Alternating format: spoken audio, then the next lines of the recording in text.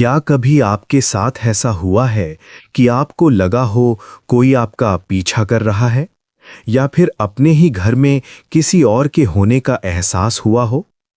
आज की कहानी एक ऐसी ही रात की है जिसने रवि की जिंदगी हमेशा के लिए बदल दी। एक छोटी सी गलती और सब कुछ खत्म। रवि एक आईटी प्रोफेशनल था जो अक्सर देर रात तक ऑफिस में काम करता था। उस रात भी कुछ अलग नहीं था। घड़ी में रात के 2 बज रहे थे। बारिश जोरों पर थी और सड़कें बिल्कुल सुनसान। रवि ने अपनी कार स्टार्ट की और घर के लिए निकल पड़ा। रास्ते में एक पुराना जंगल पड़ता था। अक्सर लोग वहां रुकने से डरते थे, लेकिन रवि इन बातों को नहीं मानता था।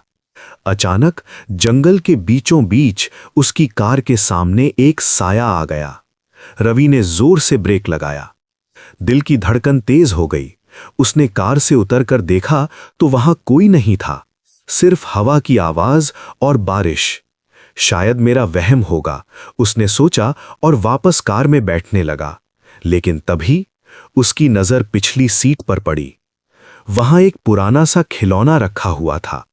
रवि हैरान था क्योंकि वो अकेले ही ऑफिस से निकला था और कार लॉक थी। उसने वो खिलौना उठाया और कार के बाहर फेंक दिया। डरते हुए उसने कार स्टार्ट की और तेजी से घर की तरफ भागा। घर पहुंचकर उसने चैन की सांस ली। फ्रेश होकर वो सोने के लिए बिस्तर पर गया।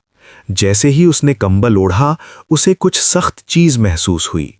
उसने कंबल हटाकर देखा तो उसके पैरों के पास वही खिलौना रखा था जिसे वो जंगल में फेंक आया था, और उस खिलौने के हाथ में एक छोटी सी चिट्ठी थी। रवि ने कांपते हाथों से चिट्ठी खोली। उस पर लिखा था, तुमने मुझे फेंक दिया, पर मैं अपना रास्ता ढूंढ लेती हूं हमेशा। रवि की सांस अटक गई। तभी उसे अपने बेड के नीचे से किसी के हंसने की आवाज आई। दोस्तों, रवि के साथ उस रात क्या हुआ, ये आज तक एक रहस्य है। पुलिस को अगले दिन रवि अपने घर में बेहोश मिला, लेकिन वो खिलौना वहां कभी नहीं मिला। कहते हैं, कुछ चीजें हमें नहीं चुनती, हम उन्हें चुनते हैं अपनी गलती से।